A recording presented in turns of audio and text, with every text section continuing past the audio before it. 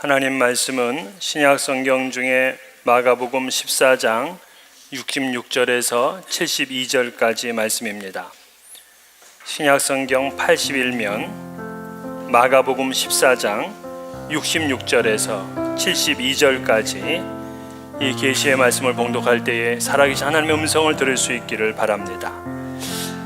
베드로는 아랫뜰에 있더니 대제사장의 여종 하나가 와서 베드로가 불 쬐고 있는 것을 보고 주목하여 이르되 너도 나사렛 예수와 함께 있었도다 하거늘 베드로가 부인하여 이르되 나는 내가 말하는 것이 무엇인지 알지도 못하고 깨닫지도 못하겠노라 하며 앞뜰로 나갈새 여종이 그를 보고 곁에 서 있는 자들에게 다시 이르되 이 사람은 그 도당이라 하되 또 부인하더라.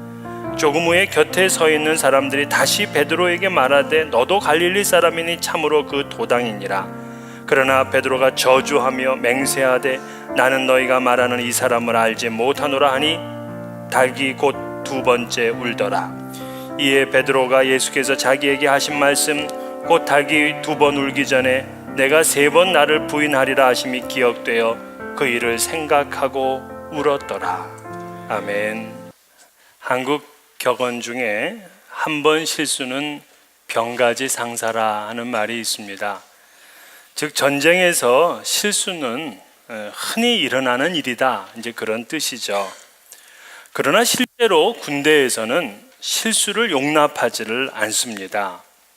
북한 인민군이 철책을 넘어와서 대한민국의 방어선이 뚫려지게 되면 그 지휘 라인은 군법 회의에 회부가 됩니다. 심지어는 총살을 당할 수도 있습니다. 간첩 하나를 막지 못한 책임을 아주 준엄하게 묻는 것이죠. 왜 그러느냐? 군인은 군인에게 요구되는 기대치가 있기 때문에 그렇습니다. 직장 생활도 그렇죠. 직장에서 일하는 그 직원에 대한 회사의 기대치가 있습니다. 공부하는 학생들도, 아니 우리 가정에서 생활할 때에 부모들은 자녀들을 기대하게 되죠.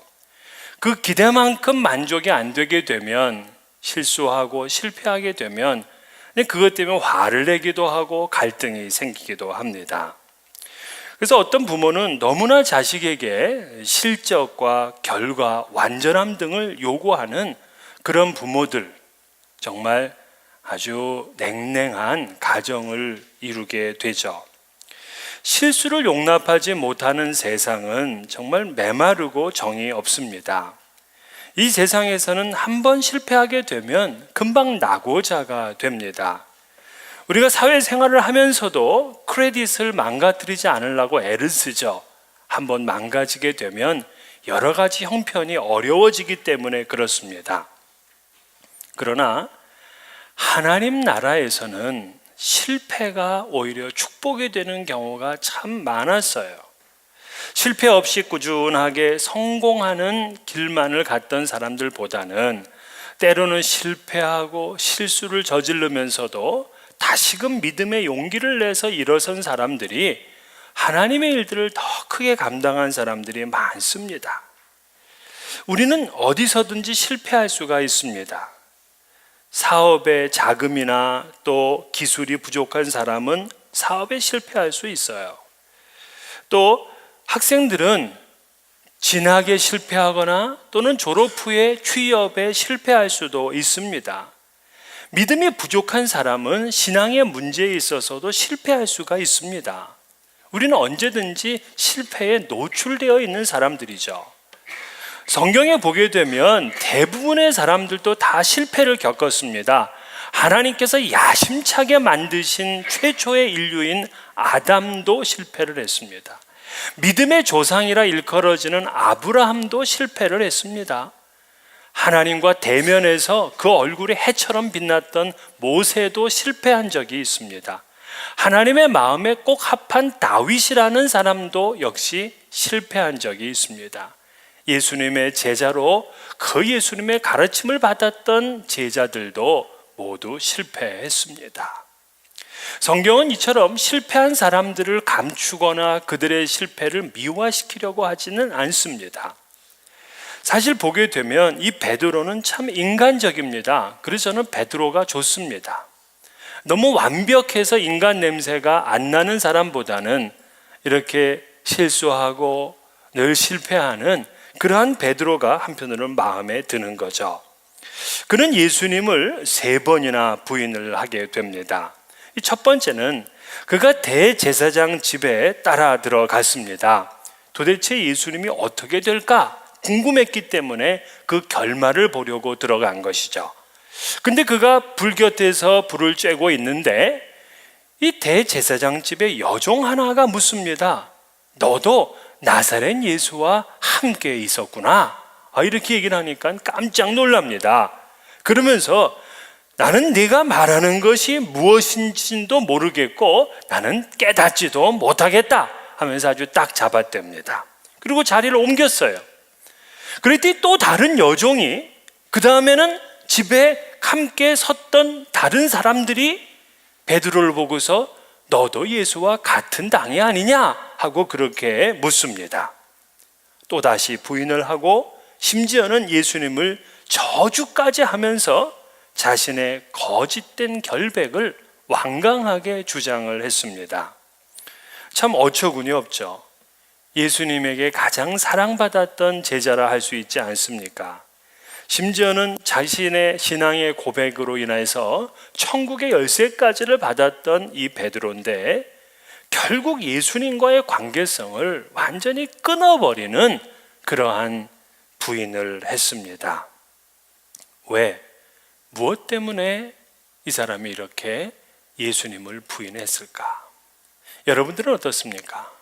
여러분들은 이 땅에 살아가면서 때로는 예수를 부인할 때가 있습니까?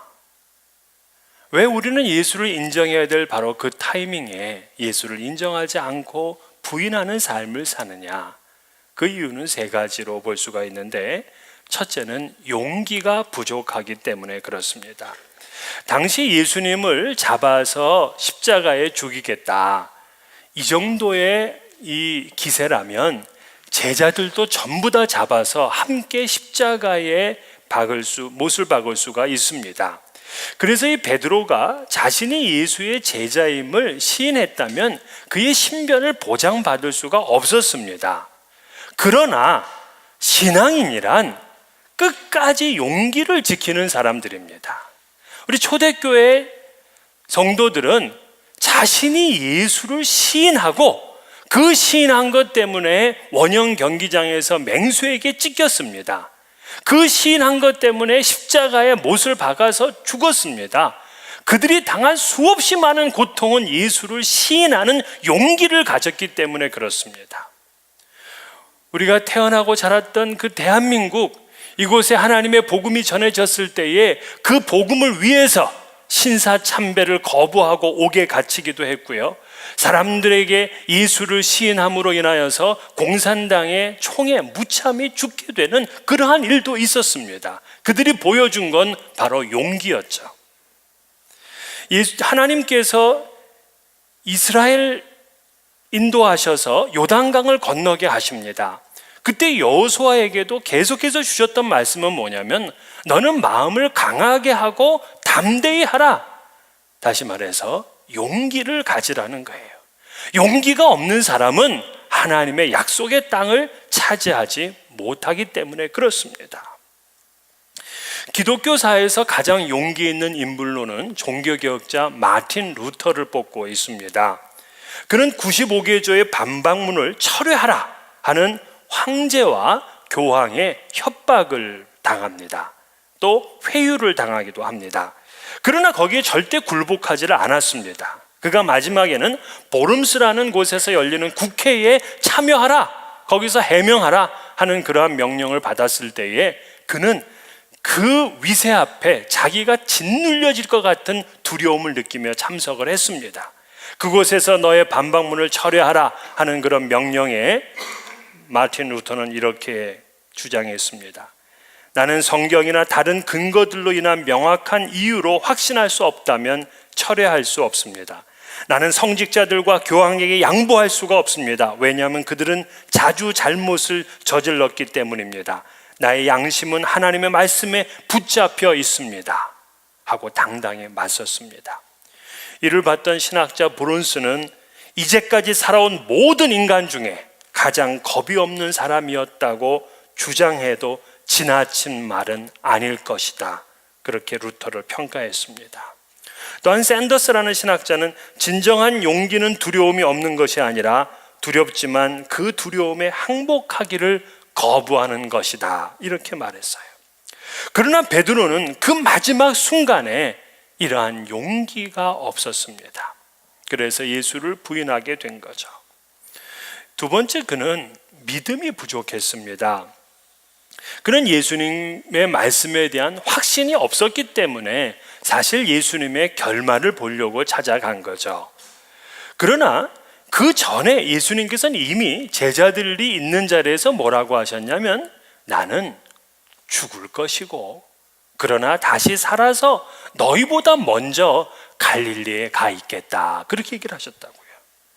그렇다면 이번 결말은 보나 마나야 예수님이 죽어요. 그러나 죽은 다음에 다시 살아납니다 하는 이것을 믿을 수가 없었습니다. 믿음이 부족했던 거죠. 사실 믿음과 용기는 동전의 양면과 같습니다. 아브라함이 하나님의 명령에 순종해서 자기 아들 이삭을 바쳤습니다. 어떻게 그러한 용기가 있을까? 그 아브라함은 하나님에 대한 절대 신뢰가 있었어요. 죽은 자도 살리시는 하나님에 대한 믿음이 분명했습니다. 믿었기에 자기의 자식도 바칠 만한 그런 용기가 있었던 것이죠. 우리가 어떤 일을 주저주저하고 그 일을 하려는 것을 두려워하고 있다면 그는 믿음이 없어서 못한다는 것을 알아야 됩니다. 용기가 부족했기 때문인데 그 용기는 결국에 믿음의 문제라는 사실을 우리가 알고 무슨 일을 할 때에 반드시 하나님에 대한 믿음을 먼저 점검해 봐야 됩니다. 마지막 세 번째로 베드로는 사랑이 부족했기 때문에 그렇습니다. 이 존 비비어는 두려움이라는 책에서 그렇게 강했던 베드로가 3번이나 부인한 이유는 무엇이냐? 그가 주님을 사랑하는 것이 부족했기 때문이다, 그렇게 지적을 했습니다. 이 말은 뭐냐면 자신에게 압박이 없을 때에는 주님을 사랑하는 것 같지만 또 주님을 위해 심지어 죽을 수도 있을 것 같지만 심한 압박을 받게 되면 자기도 모르게 자기 안에 있는 진정한 동기가 그대로 노출된다는 것입니다. 즉 자기 사랑, 자기 연민 같은 거죠. 베드로는 자기 목숨보다 예수님을 더 사랑한다고 생각을 했지만 막상 그 핍박 앞에 서게 되자 자기 속에 숨겨진 동기가 그대로 드러나 버리고 말았습니다. 비비어는 두려움과 위협의 근원은 결국 자신에 대한 사랑이다, 그렇게 말했습니다. 다른 제자들도 마찬가지죠. 사랑이 부족했기 때문에 예수님을 버리고 떠났습니다. 예수보다 자기를 더 사랑했기에 십자가 앞에서 등을 돌리고 만 것이죠.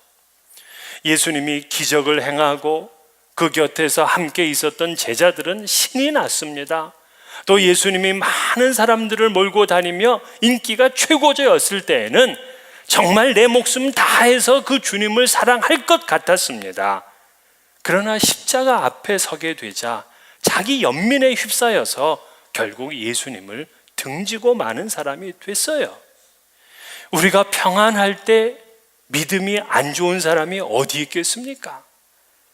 우리가 평안할 때 주님을 위해서 죽지 못할 사람이 어디 있겠습니까?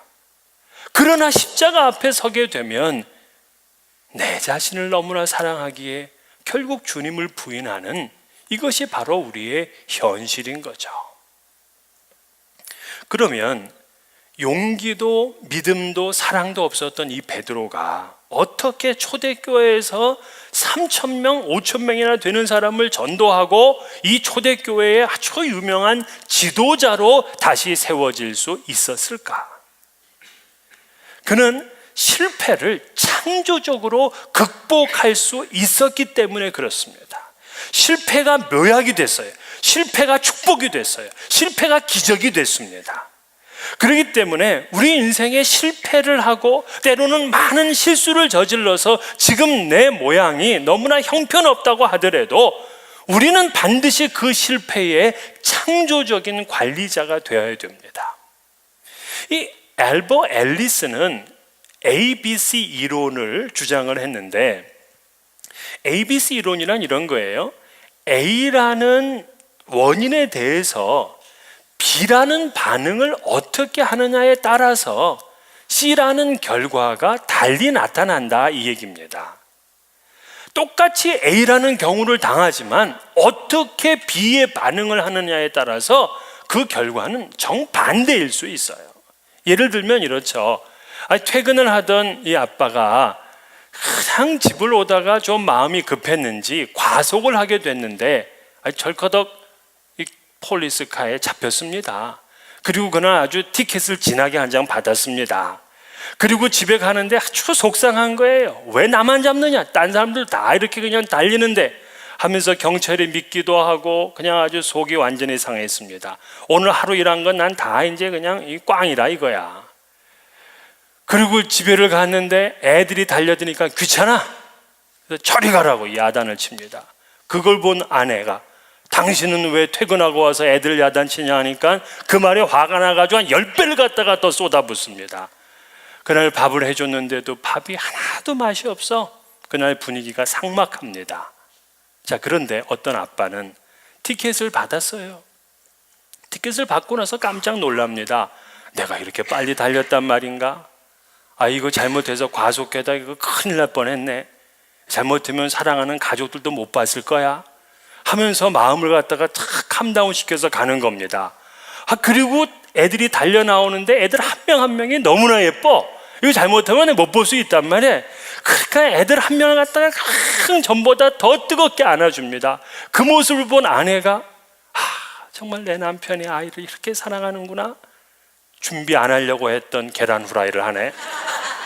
이러면서 그냥 음식을 맛있게 먹는 거예요. 그러면서 이 아빠가 얘기를 합니다. 야, 과속하니까 좋은 거 없더라. 우리 인생에서도 좀 천천히 가자. 서로 돌아보고 서로 격려하며 가자. 이렇게 얘기를 했다면 이 사람은 똑같은 A라는 원인에 대해서 너무나 다른 결과들을 갖는 거예요. 여러분, 그렇습니다. 실수를 했다. 내 인생에 실패를 겪었다. 이건 마이너스적인 기회입니다. 그러나 이 마이너스 기회를 플러스 결과로 바꾸는 것이 지혜로운 사람이에요. 가룟 유다가 실패한 사람입니다. 그런데 그는 그 실패를 창조적으로 극복하지를 못했어요. 결국 죽음을 택했습니다. 베드로 실패했습니다. 어떻게 이럴 수가 있습니까? 그러나 그는 그 실패를 극복하고 하나님의 교회에 우뚝 선 하나님의 종이 되었습니다. 오늘 우리도 이렇게 실패할 때에 베드로와 같이 하나님 앞에 실패가 축복이 되는 그런 지혜를 가져야 돼요. 그럼 어떻게 우리의 실패가 창조적으로 극복되고 오히려 그것이 축복이 될 수 있느냐? 이 첫 번째는 뭐냐면, 이러한 실패를 만나게 되면 우리의 연약성을 비로소 깨달아야 됩니다. 베드로는요, 언제든지 자기 확신에 가득 찬 사람이었어요. 자기 만족이 대단합니다. 자신감이 늘 넘칩니다.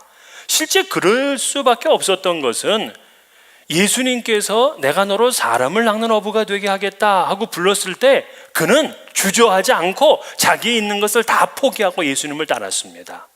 또 가이사랴 빌립보 지방에 이르렀을 때에 너희는 나를 누구냐 할 때 주는 그리스도시요 살아계신 하나님의 아들입니다. 기가 막힌 신앙 고백을 함으로 심지어 천국의 열쇠까지를 그 신앙 고백 위에 받았다고요. 그리고 예수님께서는 12 제자 중에서 특별히 이 베드로와 요한과 야고보 세 사람을 동행하고 하시는 일들이 여러 번 있었습니다. 그러므로 이 베드로는 나는 인정받는 제자야, 나는 선택된 제자야, 선택된 제자 중에서도 선택됐다고요. 늘 이러한 자신이 있어서, 신앙의 자신이 믿음의 자신이 있어요. 그러니까 예수님께서 너희들이 다 나를 버릴 거다라고 얘기하니까 다 버릴지라도 나는 버리지 않겠습니다. 내가 주와 함께 죽을지언정 나는 주를 부인하지 않을 겁니다. 언제든지 자신만만해. 그러나 몇 시간 뒤에 그는 3번이나 예수를 부인하고 심지어 저주하는 사람이 되었어요. 비로소 이 베드로는 깨달았습니다. 나는 연약한 사람이구나. 나는 내 스스로도 자신할 수 없는 사람이구나. 실패를 했을 때도 여러분, 우리가 이러한 나 자신의 연약함을 깨닫는 자각하는 시간이 있어야 돼요. 여러분, 우리가 내가 마음대로 섰다고 서지는 게 아닙니다. 베드로는 대제사장이 물은 것도 아니고 그 무서운 로마 군병이 물은 것도 아니고 여종 하나가 묻는 그 질문에도 당혹하고 혼란스러워하고 두려워하는 자기 자신을 보게 됐습니다. 지금까지 3년이나 예수를 쫓아다니면서 그렇게 훈련을 받았고 엄청난 기적을 행했고 자기 스스로도 물 위를 걸어봤던 사람인데 그 여종 하나의 질문에 이렇게 그냥 넘어지고 만 거예요. 실패가 축복이 되는 첫 단계는 연약성을 깨닫는 겁니다. 나로서는 안 됩니다. 나는 힘이 없습니다 하는 것을 아는 거죠. 사실 우리가 살면서 내가 마음대로 할 수 있는 게 없어요. 여러분, 내 마음대로 지금 걸어갈 수 있습니까? 그 어느 정도 시간이 되면 마음대로 못 걸어가요. 여러분, 내가 호흡하는 거 지금 마음대로 할 수 있을 것 같습니까? 호흡을 내 마음대로 할 수 있다면 안 죽는다고요. 죽으려고 하는데 또 호흡하면 되지 뭐. 그럼 안 죽잖아요. 호흡도 내 마음대로 못하고요, 걷는 것도 내 마음대로 못하고요, 심지어 내가 운전을 몇십 년 동안 그냥 베스트 드라이버로 운전했다고 하더라도 어느 순간 어떤 일이 일어날지를 몰라요. 그렇습니다. 자식도 내 마음대로 안 되고요, 사업도 내 마음대로 안 되고요, 교회도 심지어 신앙도 내 마음대로 할 수 있는 게 아니더라고요. 소크라테스는 세계 4대 성인이고 철학의 태두라고 할 수 있습니다. 대단한 지식인이거든요. 근데 그 소크라테스가 한 가지 가지고 있었던 게 뭐냐면 내가 아는 것은 딱 하나, 나는 아무것도 모른다는 사실뿐이다. 그 한 가지 알고 있다는 거예요. 또 성자이며 심지어 최고의 학자였던 성 어거스틴은 자기의 지식은 그 바다의 그 한 바가지 물밖에 안 된다는 겁니다. 좀 안다고 잘난 척 할 것이 없죠. 실패가 축복이 되려면 나는 연약한 존재이며 나는 죄인이고 나 스스로는 불가능하다는 이러한 자기를 내려놓는 것에서부터 시작을 해야 됩니다. 이 두 번째, 베드로는 철저하게 회개를 했습니다. 72절에 보면 베드로가 예수께서 자기에게 하신 말씀 곧 닭이 2번 울기 전에 내가 3번 나를 부인하리라 하심이 기억되어 그 일을 생각하고 울었더라 이렇게 얘기를 했지만 이것을 마태복음으로 읽게 되면 그 마태복음에서는 심히 통곡하였다 이렇게 기록을 했습니다. 그는 자신의 실패를 그냥 방치하는 것이 아니라 이것을 철저하게 하나님 앞에 회개를 했습니다. 실패가 축복이 되는 두 번째 단계는 바로 이러한 회개를 하는 거죠. 회개는 2가지를 포함한다 그랬어요. 하나는 후회와 두 번째는 돌이킴입니다.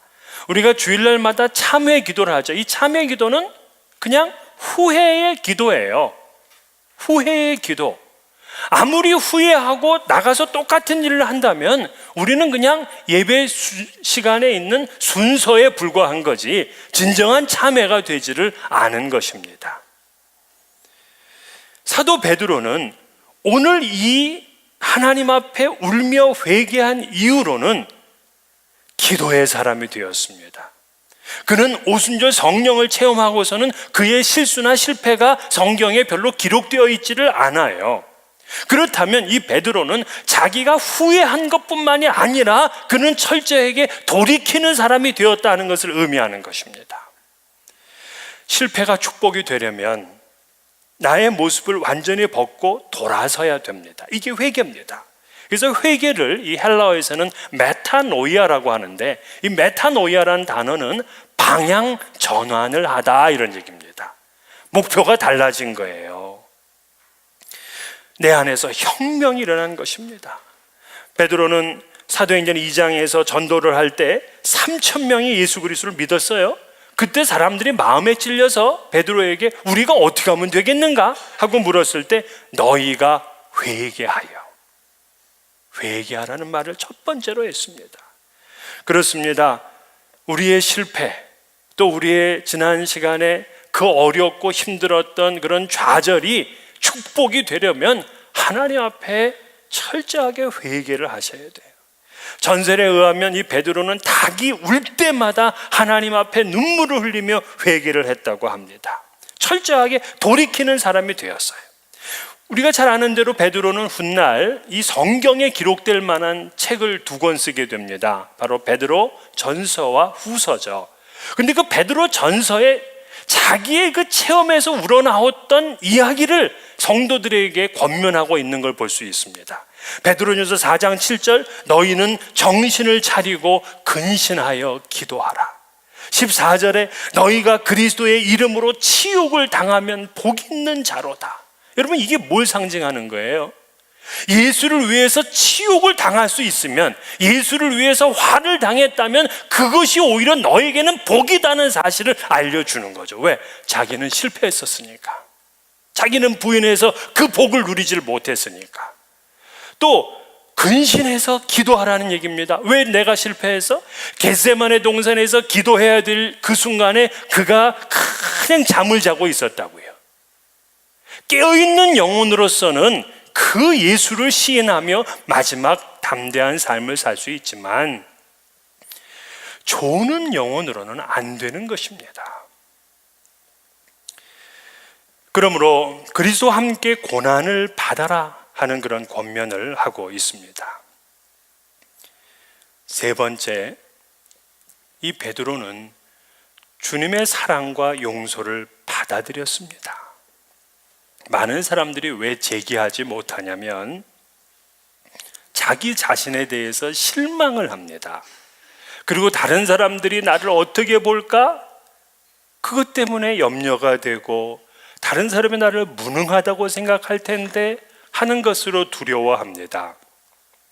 이렇게 열등감에 빠지게 되면 제기가 안 되는 거죠. 하지만 베드로는 자신의 실패를 통해서 예수님의 능력을 확인했습니다. 어떻게? 예수께서 닭이 2번 울기 전에 내가 3번 나를 부인하리라 하는 그 말씀이 생각이 났어요. 그만큼 우리 예수님은 예견하시는 능력이 있는 분임을 깨달아 안 것입니다. 그런데 그 능력의 주님께서 이 베드로를 책망한 것이 아니었어요. 오늘 본문과 병행 구절이 누가복음에도 있는데요, 그 누가복음에 보면은 이 베드로가 닭이 2번 울었을 때 3번 부인했다 하는 것을 말하면서 주께서 돌이켜 베드로를 보시니 라고 말씀을 하고 있습니다. 자, 이 말이 뭐냐면 지금 예수님은 대제사장에게 신문을 당하고 있습니다. 근데 예수님은 지금 대제사장에 대해서 관심이 없어. 지금 저 뒤에서 자기를 부인하면서 괴로워하고 있을 베드로에게 더 마음이 가 있어. 그래서 베드로가 부인하는 그 순간 예수님이 뒤를 돌아봅니다. 뒤를 돌아보면서 그 베드로하고 눈이 딱 마주쳤다, 이 얘기예요. 나사렛이라는 영화를 혹시 보셨습니까? 그 나사렛 예수라는 그 영화를 혹시 보시게 되면 그 영화에서 이 베드로와 예수님의 그 눈이 딱 만나는 그 장면을 딱 이렇게 클로즈업해요. 우리는 그냥 지나가는 거죠. 근데 이때의 예수님의 눈빛이 이런 고의한 놈, 네가 어떻게 나를 부인할 수 있어? 아, 내가 참 너 실수했구나. 이런 눈빛이 아니야. 그쵸? 자비로운 눈빛이에요. 그러면서 그를 받아들여주고 그를 용서해주고 그를 사랑하는 눈빛이야. 왜 예수님은 그런 눈빛을 가지고 있을까요? 예수님은 수없이 배신을 당했거든요. 예수님은 수없이 마음의 상처를 가지고 있거든요. 그때마다 예수님도 다 상처를 받고 그게 아픔이었으면 어떻게 견뎌내겠습니까? 그러나 그 베드로를 보면서 끝까지 사랑의 눈짓을 보내요. 그것이 더 베드로를 괴롭게 한 것입니다. 여러분, 우리도 실패할 수가 있어요. 실패의 한가운데에 지금 절망하고 있을 수가 있습니다. 그러나 오늘 이 베드로의 축복된 실패를 배워야 됩니다. 주님께서는 우리를 책망하지 않으신다고요. 주님께서는 자비로운 눈으로 우리 한 사람 한 사람을 지켜보고 계신다고요. 그때의 우리의 연약성을 깨닫고 주님 앞에 돌이킨다면, 그리고 그 용서와 사랑을 우리가 받아들일 수만 있다면 그는 새로운 인생을 시작하게 됩니다. 베드로는 예수님께서 실패자인 자신을 버리시지 않았다는 그 사실을 깨닫고 다른 성도들과 함께 뜨겁게 기도했습니다. 실패하면 다른 성도들 앞에 나타나기 싫거든요. 그러나 이 베드로는 다른 성도들의 모이는 자리에 함께 찾아갔습니다. 그리고는 그곳에서 기도했을 때 성령의 충만함을 받게 되었고, 그리고 3,000명, 5,000명씩을 전도하는 하나님의 종이 되었습니다. 완전히 새로운 사람이 되었습니다. 그 누구도 두려워하지 않는 진정한 용기 있는 신앙의 위대한 스승이 되었습니다. 이렇게 용납하시는 주님의 사랑을 여러분 받아들이시고 새롭게 모든 삶을 축복으로 이끄는 여러분 되시기를 주의 이름으로 축원합니다. 이제 마지막 그 실패의 의미라는 한 시를 낭독하고 말씀을 맺겠습니다. 실패란 당신이 실패자라는 의미가 아닙니다. 아직 성공을 거두지 못했다는 말도 아닙니다. 실패란 아무것도 이룬 것이 없다는 말은 아닙니다. 무언가를 터득했다는 그런 의미일 뿐입니다. 실패란 바보였다는 이야기가 아닙니다. 단지 믿음이 많은 사람이었다는 말일 뿐입니다. 실패란 불명예가 아닙니다. 기꺼이 시도했다는 의미일 뿐입니다. 실패란 그것을 얻지 못했다는 이야기가 아닙니다. 무언가 다른 방향으로 해보아야 한다는 말일 뿐입니다. 실패란 열등한 존재라는 의미가 아닙니다. 단지 아직 완전한 존재가 아니라는 말일 따름입니다. 실패란 인생을 허비했다는 말이 아닙니다. 단지 다시 새로운 마음으로 시작해야 한다는 의미일 뿐입니다. 실패란 포기해야 한다는 말이 아닙니다. 좀 더 열심히 노력해야 한다는 말일 뿐입니다. 실패란 끝까지 그것을 이룰 수 없다는 말이 아닙니다. 좀 시간이 걸릴 거라는 말일 뿐입니다. 실패란 하나님께서 당신을 버리셨다는 말이 아닙니다. 하나님의 생각은 좀 더 좋은 것이라는 말일 뿐입니다.